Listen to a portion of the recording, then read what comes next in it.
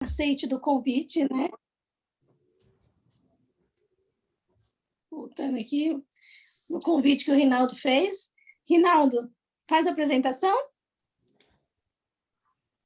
Boa noite a todos. Eu acho que nem precisa tanta apresentação, porque já esteve conosco. Nós íamos começar a falar mal dela, mas parece que ela estava de antena ligada no movimento nosso aí. Quase que nós abrimos a boca, mas como segurou aí pelo nome de Jesus. Eu tive misericórdia e avisei. Doutora Isabel, nós agradecemos imensamente pelo seu trabalho. Nós sabemos a sua luta. Naquela vez foi impossível pelo problema de saúde, mas graças a Deus, Deus a restabeleceu e cuidando das suas atividades diárias. Agradeço o tempo, né, de família que você tem, às vezes, sexta-feira, com seus filhos, e reservar esse espaço de tempo para estar conosco. Que Deus a conduza, que Deus a oriente, que as palavras, ao falar para cada um de nós aqui, possamos receber de um bálsamo para a nossa família, possamos crescer cada dia mais. Desde já, muito agradecido. Deus abençoe. Pois é, Rinaldo, você falando aí do tempo, né? Do tempo que eu estaria com meus filhos e tal, e eu estava escutando vocês falarem dos filhos que já foram embora. Ai, meu pai, é isso mesmo. Eu estou sozinha em casa hoje. Sozinha, porque meu marido, ele dia de sexta à noite, ele tem uma classe bíblica. Opa. E aí, na realidade, inclusive, orem por isso, porque a minha filha do meio, ela faz medicina na Universidade Federal. Uhum. E aí um colega de classe manifestou o desejo de estudar a Bíblia e pediu a ela para dar estudo. Aí ela disse que não se sentiu segura, porque como o pai gosta muito de estudar a Bíblia com as pessoas, ela resolveu entregar para o pai. E aí, nessa história, veio ele, a mãe e a irmã estudar a Bíblia. Daqui a pouco, a mãe dele se empolgou e já convidou mais 3 famílias para estudar a Bíblia, sendo que é uma em Brasília, outra em São Paulo e mais outra aqui em Petrolina. É todo mundo longe. Aí, na sexta, ele está estudando a Bíblia com essas pessoas. Essa mulher, a mãe desse colega da minha filha, também indicou mais 2 pessoas, 2 mulheres. Aí, meu marido, então, começou a estudar a Bíblia com mais essas 2 mulheres no sábado à tarde. Uma das mulheres acabou desistindo, mas a outra não somente não desistiu, como convenceu o marido a vir. E aí está o casal, eles têm 2 filhinhas, uma adolescente e outra que está em idade de aventureiro. A mãe pediu para que a gente também ensinasse a Bíblia para essas meninas. Aí o que aconteceu? A minha filha, que estuda medicina, é diretora dos aventureiros. Então, ela pegou a menina caçula. O meu filho coordena o pequeno grupo dos adolescentes. Aí pegou a adolescente, está estudando a Bíblia com essa adolescente.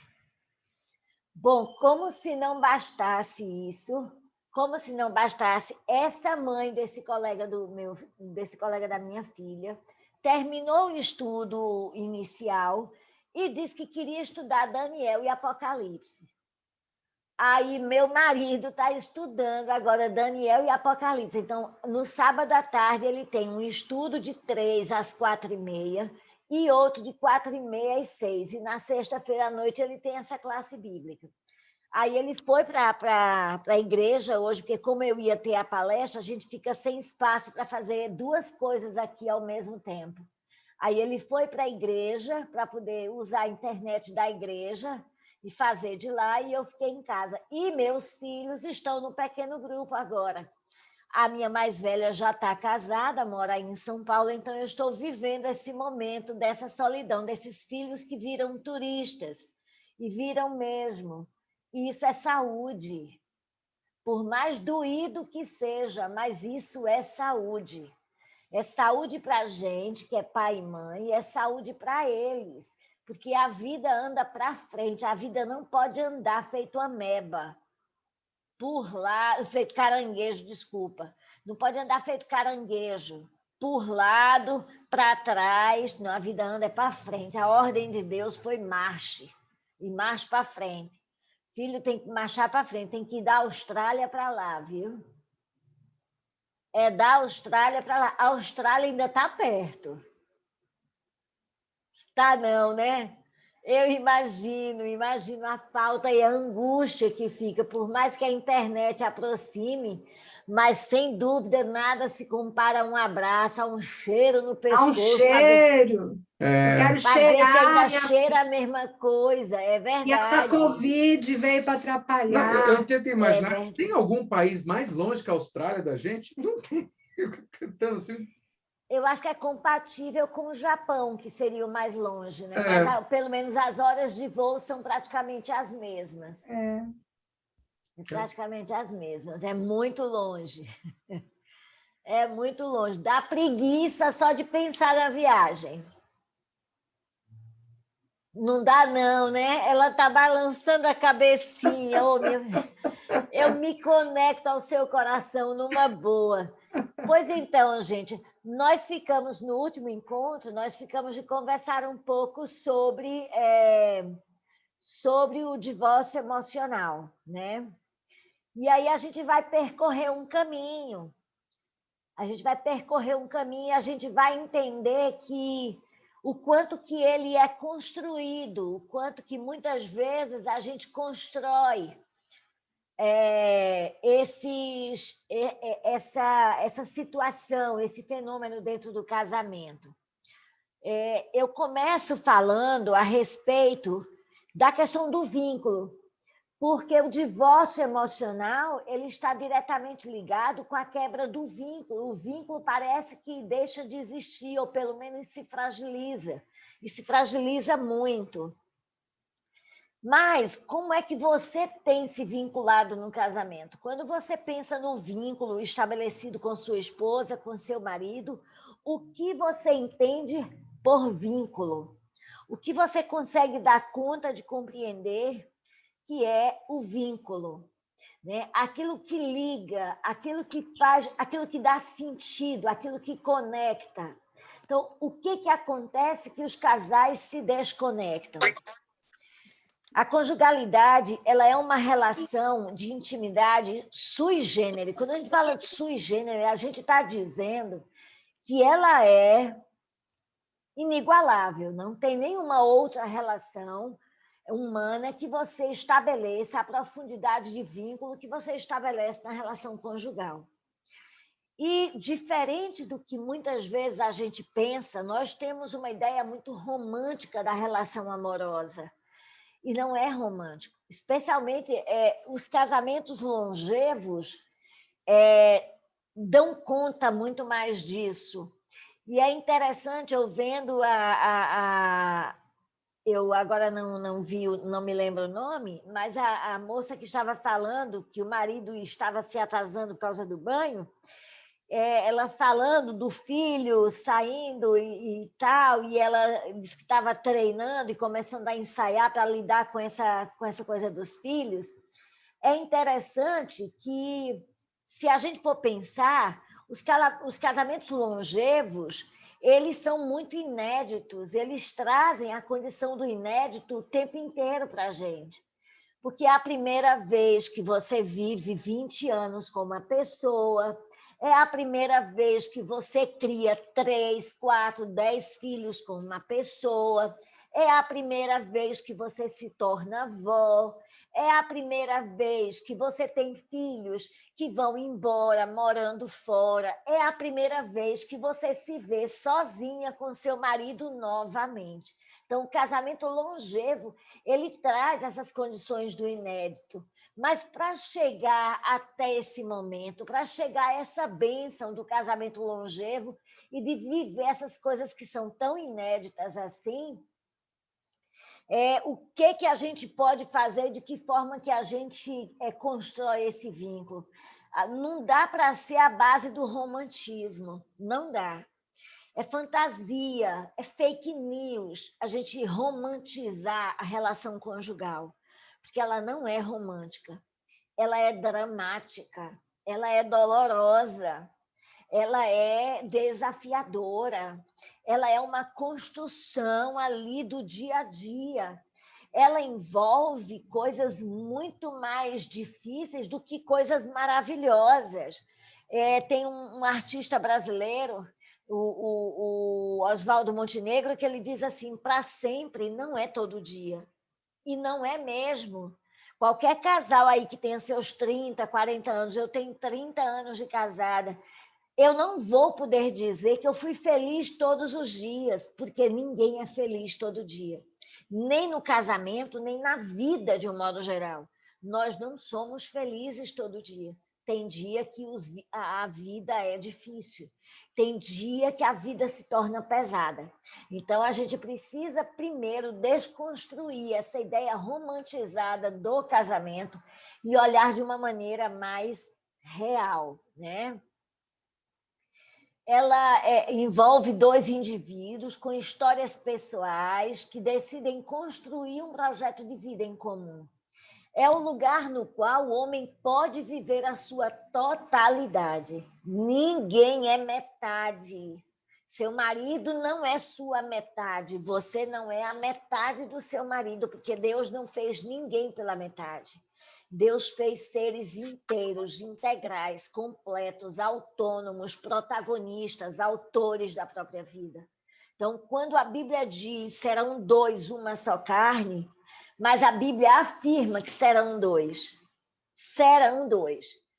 Vocês, quando falam em uma só carne, a gente precisa entender que esse uma só carne representa o terceiro elemento dessa relação.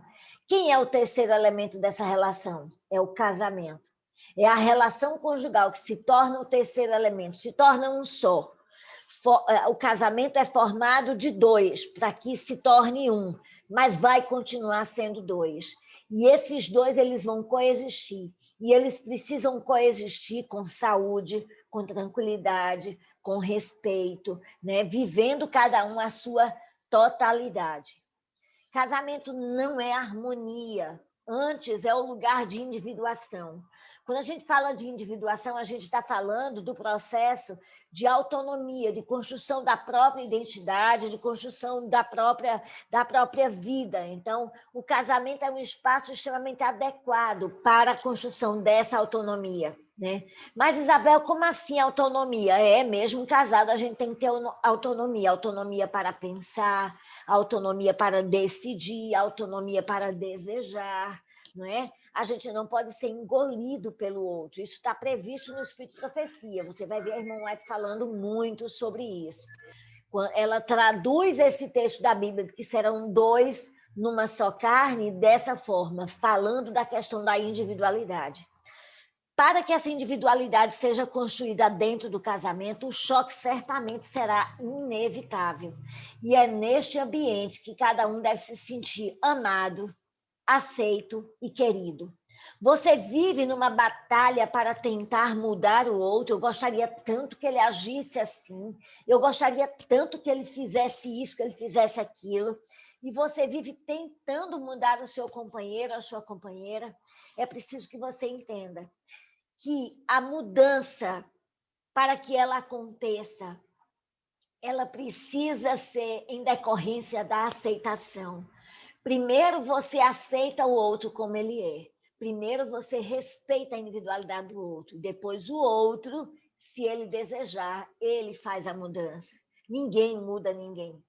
Eu não posso mudar o desejo do meu marido, eu não posso mudar as reações dele, eu não posso mudar a forma como ele pensa, eu não posso mudar a forma como ele lida com a vida. Isso tudo faz parte da individualidade dele. Eu só tenho poder sobre mim mesma, só sobre mim, sobre mais nada, sobre mais ninguém. Pensando a partir dessa perspectiva, resta-nos uma pergunta. Qual é o sentido do casamento para mim hoje? Quando eu olho para o casamento, para a minha conjugalidade, qual é o sentido que ele faz para mim hoje? Nós estamos lidando hoje com 3 fenômenos, né? todo mundo está online, comparando suas alternativas, né, com o mundo inteiro. Todos somos produtivos e acelerados e a gente busca prazer. E os ciclos de homens e mulheres estão em dessincronia, eles são anacrônicos, vamos dizer assim. Eles não se encaixam, eles não estão se encaixando mais, porque a vida mudou a cabeça dos homens e mulheres. O contexto social, cultural, o mundo em que as relações se estabelecem hoje é muito diferente do que se estabeleceu anos atrás. O papel de homem e mulher é muito diferente. Mas são nas escolhas feitas, nos caminhos tomados, que a vivência a dois pode pender para uma tragédia ou para um caminho de crescimento. Eu preciso entender que o casamento, eu não estou ali para mudar o outro, eu estou ali para crescer com o outro, para que o outro aceite aquilo que não é bom em mim e possa me ajudar a crescer naquilo que não é bom. E do mesmo jeito, com o outro, eu preciso ajudar o outro a crescer. O vínculo conjugal, ele exige muito mais que desejo. Ele nasce da construção, do caminho trilhado, das batalhas superadas, dos degraus que vão subindo juntos. O vínculo conjugal, né, um vínculo conjugal saudável, ele é construído a partir dos desafios enfrentados, né, da aceitação e da generosidade para lidar com aquilo do outro que não é tão agradável assim. Conjugalidade é um processo de enfrentar a si mesmo, o outro, e aprender a lidar com os familiares e o mundo. Portanto, uma tarefa árdua para a cultura do consumo que descarta. Não está bom, eu descarto, né? Mas é importante dizer que nenhum outro espaço, nenhuma outra relação humana oferece maior possibilidade de amadurecimento do que a relação conjugal. E esse processo de enfrentar a si, de crescer dentro do casamento é muito interessante, porque o casamento nos possibilita enxergarmos a nós mesmos. Até aquilo que a gente não conhecia de nós mesmos aparece, né? O casamento tem esse poder de revelar, porque é uma relação de profunda intimidade. Da perspectiva feminina, a gente entende que muitas mulheres, elas hoje olham para o casamento dessa forma. O namorado romântico que ela tinha lá há 10 anos, 15 anos, 20, 30, 40 anos, ele era sintonizado, ele era empático, ele era criativo em coisas para fazerem juntos, se tornou uma fraude. Ele não é mais assim, era fake news. Tudo aquilo que ele fazia na época de namoro era pura fake news. O marido hoje não tem tempo para escutá-la, para olhar nos olhos dela, para querer saber se ela está feliz, se ela está precisando de alguma coisa, o que ele pode fazer para tornar o dia dela melhor, para melhorar a vida dela. Não existe mais esse homem. Não há mais uma promoção da graça e do encanto da vida 2, de driblar a dureza da vida. Não há mais esse movimento do marido de tentar tornar a vida mais alegre. Não. Ele ou se acomoda ou se torna extremamente exigente, mal-humorado, ranzinza. Não enxerga mais os detalhes, os enfeites e arranjos dela e na casa. Ela faz uma mudança, ela ajeita uma coisa, ela corta um cabelo e ninguém percebe. O sexo se torna um afazer cotidiano, sem nenhuma sedução. É no piloto automático mesmo, sabe? Acontece porque é uma vagina e um pênis que está ali à disposição. Não há uma preparação, não há uma elaboração, não há um planejamento. O casal simplesmente não planeja mais o seu relacionamento. Então, da perspectiva feminina, ela está enxergando dessa forma. Tudo que resta é um cotidiano tarefeiro, leva o menino para a escola, busca o menino na escola. No caso dos mais velhos, vão trabalhar, voltam do trabalho, faz as coisas em casa, agoa uma planta ou cuida de um animal, e faz isso todo dia, e a coisa se repete, né? Ela começa insatisfeita com a situação, insatisfeita com o contexto em que ela está vivendo, infeliz, imatura emocionalmente, com dificuldade na assertividade de chegar e dizer, querido, eu não estou feliz, está me incomodando, eu gostaria que a gente fizesse esse e aquele ajuste para que a gente melhorasse. Não tem essa maturidade e aí escolhe o pior caminho. Ela começa a tentar se fazer notar da pior maneira, e o marido dá uma de doido. As cobranças e reclamações começam, ela só cobra, só reclama. Ela se torna agressiva e amarga, uma pessoa mal-humorada, até que ela desiste e definha, porque toda essa linguagem não está chegando no coração do marido, o marido não está entendendo, porque ela tem certeza que ele conhece os pensamentos dela e ele vai entender tudo que ela não está dizendo. E aí, nessa história, o casal vai se afastando, se afastando. Parem de esperar que o outro adivinhe o que você está sentindo. Fale. Sem ofender o outro, fale de você, de como você está se sentindo. Quando essa mulher, então, por imaturidade, escolhe esse caminho de desistir e de definhar, ela tem algumas opções, dentre elas, se confinar ao lar, a essa vida rotineira e repetitiva e entediante, cansativa, e acabar adoecendo, murchando por uma depressão, por uma fibromialgia, seja lá o que for, ou ela acaba encontrando no amante o marido que ela sonhava, ainda que temporário, porque o novo sempre vai ficar velho.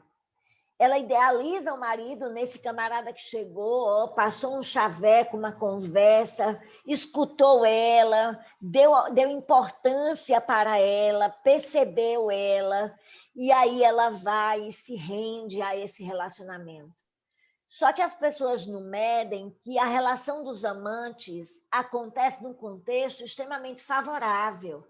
Porque qual é o contexto dos amantes? Não paga aluguel, não tem que pagar feira no final, todo mês, não tem que se preocupar com conta de luz, com conta de água, com filho. Não tem nada disso na relação dos amantes. Na relação dos amantes só tem um motel, um restaurante, uma festa, uma viagem, uma coisa boa, não tem problema. E aí é nessa história que muita gente se ferra, porque entra numa relação pensando nessa coisa, descobre que apenas trocou de problema, mas que os problemas são os mesmos, né? A insatisfação ela é mais comum por parte das mulheres. 70% dos pedidos de divórcio partem das mulheres. Já da perspectiva masculina, o que tem é a mulher companheira do namoro parece ter desaparecido, aquela que topava tudo, desapareceu. Agora ela cobra muito e cobra tudo. Ela se ofende com facilidade, com qualquer coisa essa criatura baixa um espírito. Qualquer coisa essa mulher dá um barraco, né? Chora muito, grita, se vitimiza, ninguém gosta de mim, porque você não me ama, porque você não olha para mim, porque você isso, porque você aquilo. Ela é carente e ressentida. Ela se torna extremamente carente, por isso, extremamente vulnerável para o ataque do inimigo. É sufocadora e impaciente. Ela não tem a menor tolerância. O sexo, para essa mulher, é cheio de restrições moralistas às fantasias. Essa é a perspectiva que o homem está olhando. Ela não quer mais criar, ela não quer fazer coisa diferente, ela virou uma chata. Ela se irrita ao vê-lo no sofá deitado. E, sinceramente, eu devo dizer que é algo muito irritante mesmo. Um homem que se dá o direito de chegar em casa e ficar deitado no sofá, coçando o saco, enquanto a mulher se acaba de trabalhar, organizando as coisas da casa para o dia seguinte. Porque ele entende que a parte dele ele já fez, trabalhar e trazer o sustento. Quando, na realidade, ele está sendo extremamente cruel, extremamente insensível com essa esposa. Então, ela se irrita, só que ela não tem maturidade para conversar e dizer, querido, isso não está certo, você precisa me ajudar. Não, ela demonstra essa insatisfação através da irritação, da reclamação, da implicância com ele estar deitado no sofá. O seu senso de urgência é insensato e histérico. Tudo tem que ser naquela hora. Criatura, eu estou pedindo para tu fazer agora, não é daqui a pouco, não. Levanta daí, né? Então, tem uma música de um camarada, de um poeta nordestino, que ela diz assim, ô marido, se levanta e vai fazer o café. Né? É essa coisa da irritação, da impaciência. Ele, então, começa a fantasiar que ele precisa de uma mulher mais leve, mais alegre, com quem ele possa exercer os dotes de namorado romântico, que ele não está exercendo porque a mulher não está fazendo por merecer, vamos dizer assim, não está agindo de maneira agradável. Então, fica um projetando no outro a desculpa porque ninguém está agindo, porque todo mundo está agindo de uma maneira inadequada. Ninguém é culpado por nada. O resultado disso é desconexão. O resultado disso é o divórcio emocional. É o contexto fértil para o divórcio emocional, que pode levar a um adultério. Projeção no outro de minha perspectiva do casamento. Eu imaginava que casamento era assim, meu marido não é nada disso, nossa relação não tem nada a ver com o que eu imaginei. Não consegue botar as cartas na mesa, de cada um trazer a sua perspectiva de casamento e dizer, poxa, eu imaginava isso. Então, vamos tentar aqui juntos construir uma interseção nessa perspectiva que a gente tem, já que são perspectivas tão diferentes, vamos ver o que nós dois juntos conseguimos construir? Mas não, já se desconectaram, agindo do jeito que eu falei anteriormente, e agora estão frustrados, insatisfeitos, porque a projeção que eles faziam de casamento não foi atendida. Quando a relação com o outro não se encaixa com minhas expectativas, e Narciso passa a achar feio o que não é espelho, o que não está de acordo com as suas expectativas é feio, e aí surge a rejeição e o distanciamento.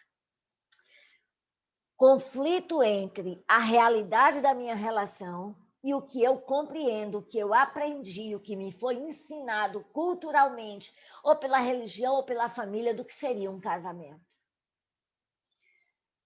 O adultério pode entrar nesse processo como busca da realização, idealização interna sobre conjugalidade.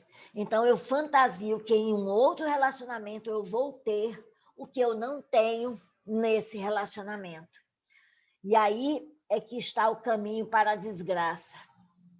O atual modelo de casamento igualitário, ou seja, de homem e mulher em pé de igualdade, voltado à felicidade pessoal e ao amor eterno, exige um ajuste de expectativas que não era necessário no século XIX e no início do século XX. É preciso mudar o conceito, as perspectivas e as regras de convívio. Temos de adquirir competências matrimoniais que até há pouco nem sequer imaginávamos necessárias. Muito bem. Eu gosto muito desse autor, John Piper. Ele diz assim, pode existir um tempo de doloroso distanciamento e de trágica reincidência da nossa parte, porém Cristo guarda seu pacto para sempre. É interessante que no casamento, esses momentos de distanciamento e de trágica reincidência e repetição de erro, está na base para a produção do divórcio emocional. Mas a relação de Cristo como marido conosco, que somos a igreja, nos traz uma lição muito grande. É que Cristo cuida, Cristo faz a parte dele como marido, para que mesmo nesses momentos de doloroso distanciamento e de trágica reincidência da nossa parte, o pacto dele de salvação, de proteção, de cuidado, de redenção seja mantido. O divórcio pode até acontecer na relação entre Deus e o ser humano, mas vai acontecer sempre como uma decisão humana, nunca como uma decisão divina. O casamento ele existe para mostrar a glória do amor fiel de Cristo. O casamento não se trata principalmente de estar ou permanecer apaixonado. Se trata principalmente de revelar a verdade através de nossas vidas. Se trata de mostrar na vida real a glória do Evangelho.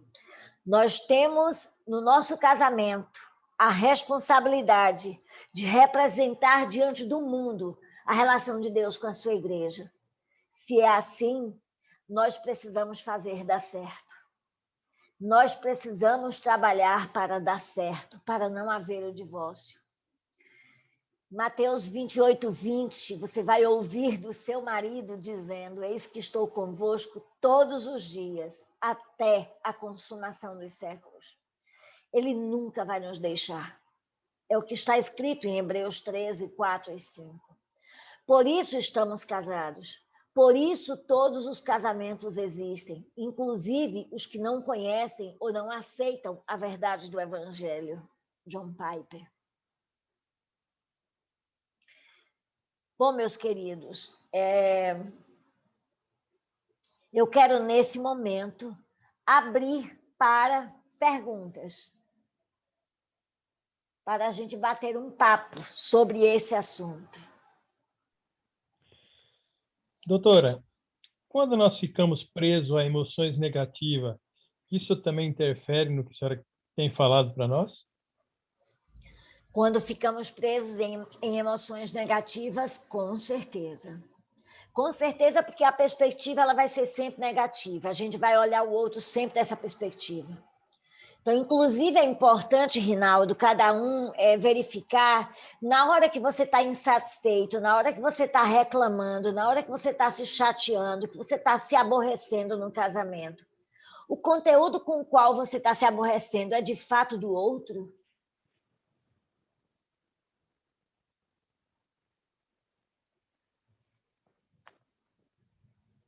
É de fato do outro? Então, é preciso parar para pensar sobre isso. Ok? Porque aquilo, né, professora, muitas vezes nós estamos insatisfeitos conosco, né? E a gente joga a culpa para o outro. Projeta né? no Então, a gente, outro. Você não consegue fazer algo, mas você quer encontrar alguém como culpado. Exatamente. Né? E o outro falou a verdade para você. Não consegue fazer algo, Mariana, né? Não consegue fazer algo e mais do que isso, você está fazendo esse algo, mas você não reconhece que você está fazendo e você diz que quem está fazendo é o outro. É isso mesmo.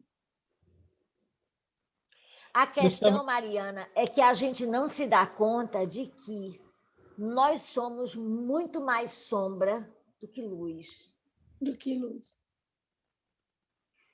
E qualquer raio de luz que temos não é nosso. Porque naquilo que dependente do ser humano, naquilo que depende do ser humano, é tudo escuro, é tudo trevas. Nós somos ruins, mas a gente se casa achando que a gente é a última bala, o último biscoito do pacote. A gente se casa achando que nós somos a bala que matou John Lennon. Entendeu? A gente se casa pensando isso. E a gente se casa pensando que somos isso, que o outro é o cocô do cavalo do bandido. Do bandido.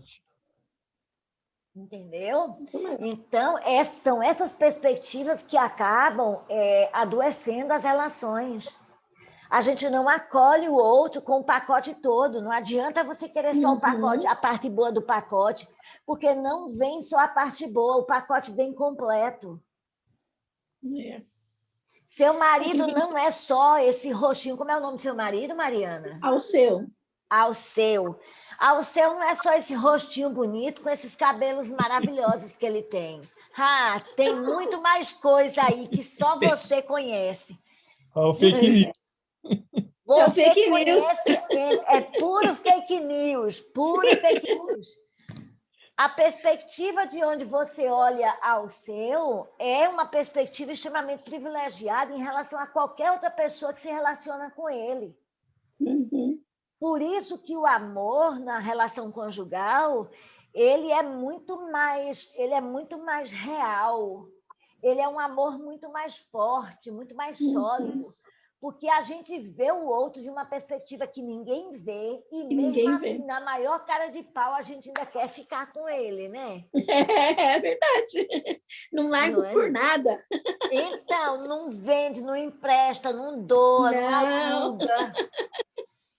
Por isso que o que a senhora falou, né? O que eu vejo também que, atendendo, né? Como eu atendo pais também de crianças, né? A gente vê, começa a abrir um abismo, né, na relação do casal, e que o casal não consegue se enxergar dentro da própria casa. Você é psicóloga? Sou psicopedagoga. Né? Então, a gente vê a criança no meio, né? Coitadinhos. Sim. Então, mas é assim, aquele abismo que a gente começa a ver no casal e que o que eu acabei de falar, o casal não consegue se enxergar. E o que a gente sempre fala, né? O que eu faço em casa e o que eu quero que os pais façam, né? E eu vou ser muito honesta. Eu vou ser muito honesta. Um casal que consegue identificar que tem um divórcio emocional estabelecido, a identificação de que existe já é um caminho, já é um passo. Sim. E no momento que você identifica que existe e você se permite buscar uma ajuda profissional, aí é o passo para a solução. Isso. O problema é que, na maioria das vezes, as pessoas, elas, quando se veem nessa situação, elas olham de uma maneira muito negativa, como o Rinaldo trouxe. E elas acham que estão ali, que não tem mais jeito, que acabou. Quando, na realidade, os recursos que podem ser utilizados para a reconexão deste casal estão suplantados, muitas vezes, pelo ressentimento, pela mágoa, pelas coisas que não foram ditas, por conversas que não foram executadas e que eles não vão conseguir fazer só.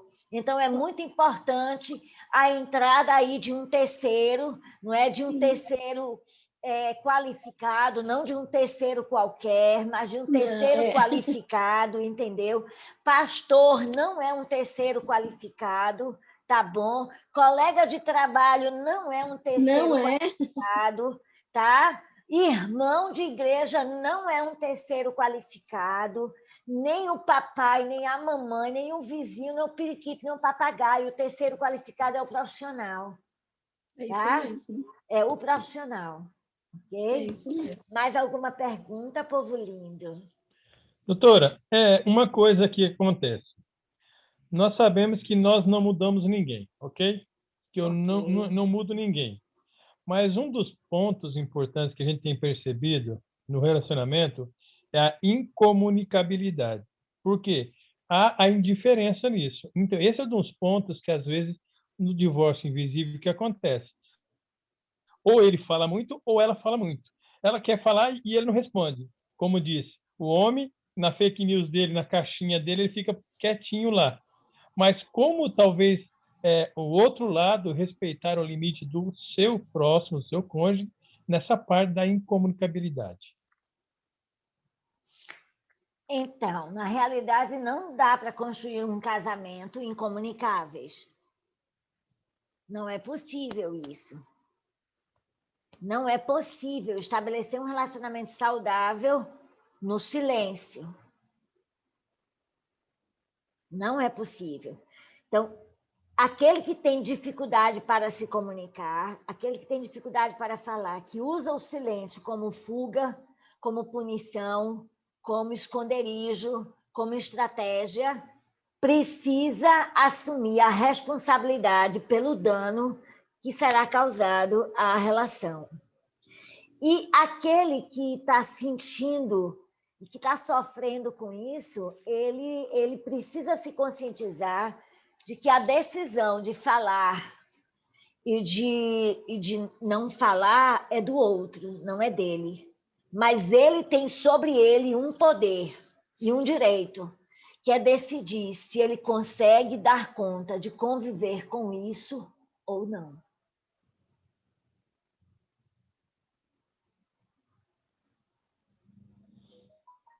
Então, é uma frase que eu gosto também de ouvir, assim, nada acaba enquanto não acabou. Depende de mim ou dele, ou dela. Ou dele.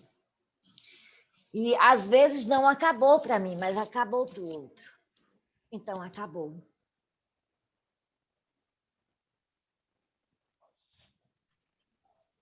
É forte. Pode não ter acabado para mim, mas se acabou para o outro, então acabou. Eu acho que... Você ficar insistindo em algo que acabou para o outro, primeiro, é uma violência contra você mesmo, é um desrespeito a você mesmo, e é um desrespeito à liberdade do outro de simplesmente não querer mais. Não quer. É um direito que o outro tem. Mas e como que fica a questão do compromisso nesse caso? Só tem compromisso de um lado, não tem do outro.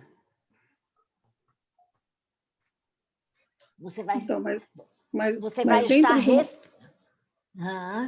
Dentro do casamento, né, entendendo que a gente está falando de um casamento cristão, onde as pessoas estabelecem um voto diante de Deus e da sociedade, né, de permanecer com essa pessoa. Existe ainda assim, ou seja, a gente deve ainda assim preservar esse direito do outro não querer? Com certeza, o próprio Deus dá a ele esse direito. O próprio Deus dá a ele esse direito. Ninguém pode... O que não o livra das consequências, com certeza. Sim, mas se ele tem recurso para bancar, ele vai bancar. Sim. Ele vai bancar. Você não pode fazer nada por isso. Nem Deus entra nessa área aí, minha irmã. Porque a área do desejo é onde o livre-arbítrio dado por Deus é executado.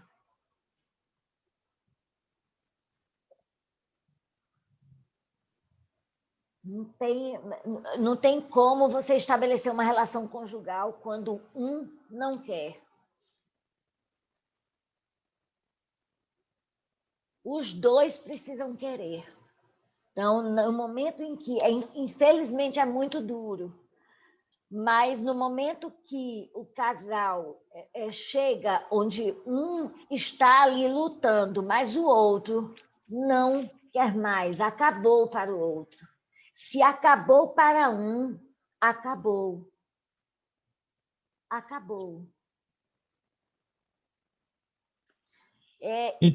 Eu vivi uma situação no consultório muito dura. Eu não sei se eu cheguei a contar da outra vez. Capaz que eu tenha contado. Mas, para mim, aquele caso foi uma situação bem emblemática, porque ela adulterou, os adultérios dela foram escrachados, foram adultérios assim, escandalosos, e mesmo depois desse drama todo, eles ainda insistiram em permanecer. E quando eles estiveram comigo, logo que o segundo flagra do adultério aconteceu, que deu polícia e deu baixaria, deu mais de 40 pessoas na casa, foi uma situação muito, muito difícil. E eu disse, gente, acabou, não insistam mais, acabou. E ele por ser um ancião cristão, um rapaz muito cristão, achando que a maneira como ele estava lidando com a esposa, oferecendo perdão, oferecendo a disponibilidade para aceitar a mulher de volta, para acolher, para cuidar dela, ele então estava agindo corretamente. Porém, ele não estava enxergando, ele estava, na realidade, a atitude dele era muito mais um processo de negação de que ela não queria mais. Ela não queria. E, de fato, não queria. Hoje ela já está com uma outra pessoa, né? já se envolveu com uma outra pessoa e ele também está com outra pessoa. Mas chega um momento que tem que deixar ir. É duro, mas tem que deixar ir.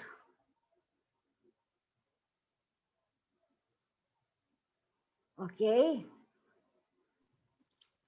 Isso para não levar uma vida paralela? Para não levar uma vida paralela, para não ser violentado emocionalmente nesse relacionamento. Sabe? É preciso para não perder a sanidade mental.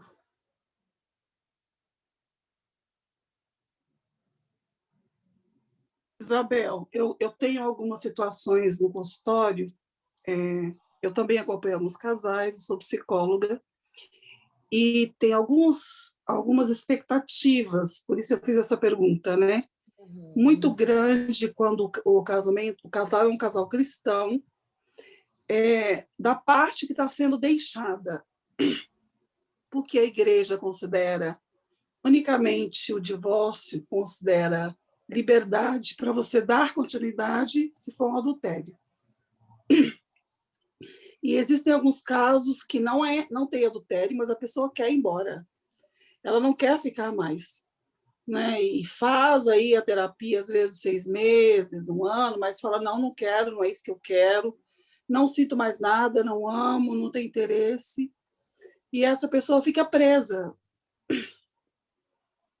Né? E muitas vezes ela submete a essa humilhação que você está colocando, todo esse contexto, por acreditar que é isso que Deus espera dela, né? De estar ali, mesmo na dificuldade, no sofrimento, na doença, na tristeza, estar fiel ao cônjuge, mesmo que ele não a queira mais, ou queira mais.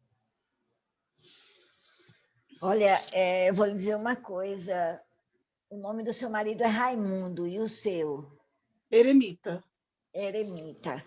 Eremita, eu vou lhe dizer uma coisa. Eu acho que a religião, quando ela não é compreendida de uma maneira equilibrada, ela se torna um instrumento de opressão muito grande. E a gente precisa ter muito cuidado com isso. Em relação à questão do divórcio perante a Bíblia, o que a Bíblia diz? Na realidade, não existe base bíblica do Gênesis ao Apocalipse. Não existe base bíblica para o segundo casamento. Não existe, mesmo como resultado do adultério. O adultério não é uma autorização de Deus, não é uma concordância divina de que o segundo casamento pode acontecer. Não é. O que acontece é de que Deus tolera o segundo casamento como resultado de um adultério. Mas a Bíblia é muito clara ao dizer que se o casamento ele é desfeito e não foi por adultério, a igreja, por exemplo, ela não pode batizar essa pessoa. Ela vai ser disciplinada não por separar. Na hora da separação, ela não é disciplinada. Está tudo certo. A igreja vai tolerar ali o divórcio. Ninguém é disciplinado por se divorciar. A disciplina pode ocorrer se o divorciado, que não foi por adultério, se envolver com uma outra pessoa. Aí a igreja disciplina. No momento que ela disciplina, essa pessoa fica presa dentro da igreja. ela fica presa dentro da igreja, ela não vai poder exercer cargo, ela não vai poder ser batizada, enquanto o outro também não se relacionar com uma outra pessoa. Porque no momento que ela se relaciona, ela libera o outro. Quando o outro resolver reconstruir a vida dele, aí libera ela, aí a igreja batiza. Porém, civilmente falando, no momento que ela se divorcia, ela é uma pessoa livre. Não é uma pessoa livre. Mas, perante a Bíblia, não. Então, um casal cristão, uma mulher, por exemplo, que vive uma relação de opressão dentro de casa, que vive uma relação de humilhação, não estou falando aqui de violência, ou podemos vamos trazer aqui uma relação de violência física mesmo. Essa mulher é violentada fisicamente, essa mulher é maltratada, humilhada, e ela já não aguenta mais, e ela, então, toma a decisão de se separar. Hoje, o movimento Quebrando o Silêncio da igreja, inclusive, já dá orientação para denúncia e para separação. Mas essa mulher que resolve tomar a decisão de sair da casa e se separar do marido que está sendo violentada, perante a igreja ela tem que tomar consciência de que ela não pode casar de novo, enquanto o outro não casar primeiro. Isso faz parte do pacote de consequências da decisão de se divorciar. Isso faz parte do pacote, né? Agora, direito, a palavra direito eu acho que não se adequa. Liberdade para não querer mais, qualquer pessoa tem. Ninguém é obrigado, vai se obrigar. Você imagine você receber um pênis dentro da sua vagina de um cara que tu odeia. De um cara que tu não aguenta mais olhar para a cara, que a voz te dá agonia. Isso não é vida. Isso é enlouquecedor. Não tem como um ser humano manter a sanidade mental numa relação dessa. Não tem como. Agora, é óbvio, se os dois identificaram o divórcio emocional, identificaram o rompimento do vínculo, mas os dois se submetem e botam o joelho no chão juntos, pedindo a Deus um milagre e buscando uma ajuda profissional, a chance de ser reconstruído é grande. Mas tem que abrir espaço. Você é psicóloga, você vai entender perfeitamente o que eu vou dizer agora. Não há como você ajudar uma pessoa que não tem demanda. Que é para a gente não ter demanda. Poxa vida, eu estou vendo que a mulher está se lascando todinha, isso não é vida. Mas para ela tá bom. Para ela não é problema, ela está bem, não estou precisando de ajuda. Não tem como você ajudar uma pessoa dessa. Tem que ter demanda. Ok? Mais alguma pergunta?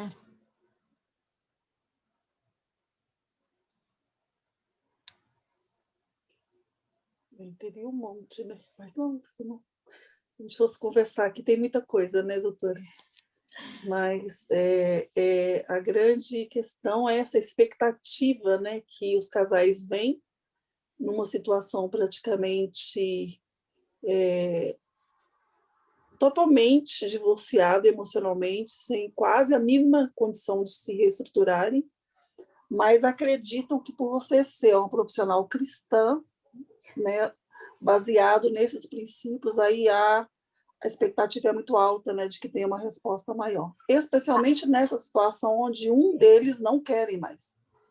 E o aí outro... a primeira coisa que eu pessoalmente faço é desconstruir essa expectativa.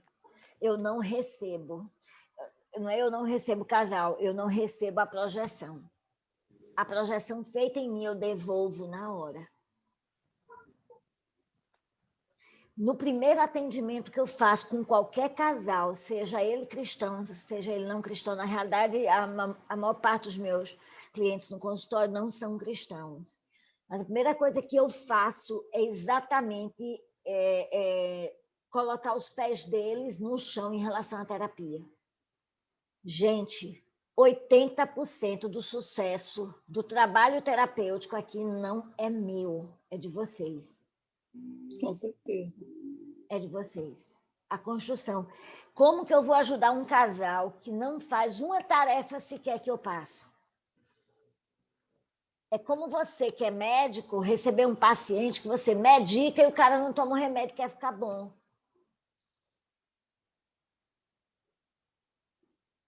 Entende? Então, a gente precisa, porque Deus não faz pelo ser humano aquilo que é ele que tem que fazer. Você vai morrer pedindo. Você vai morrer pedindo a Deus para baixar a sua diabetes. Vai morrer pedindo a Deus. Vai morrer com teu rim parado por causa da diabetes, porque você passou a vida pedindo a Deus para baixar a sua diabetes e ele não baixou. E é capaz de você morrer com raiva de Deus porque ele não atendeu sua oração. Mas uma volta no quarteirão tu não deu a pé. Tu não passou um dia sem comer açúcar e tu ainda quer que Deus baixe tua diabetes para quê? Para tu comer mais? Era para você estar assistindo.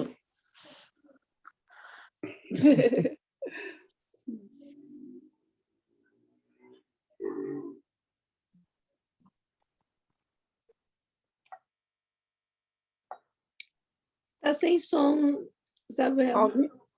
Alguém fechou o som da Isabel.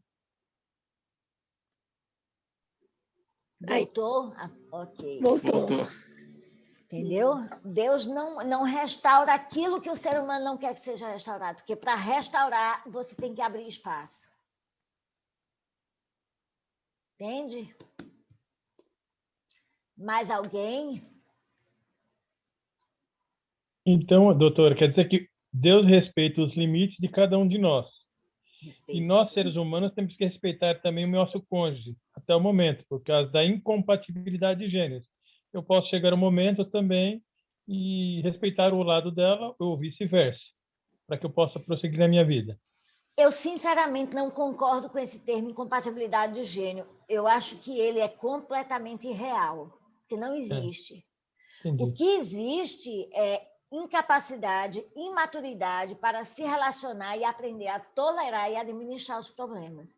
O que existe é incapacidade de se comunicar, de negociar. Isso existe. Incompatibilidade de gênero, não.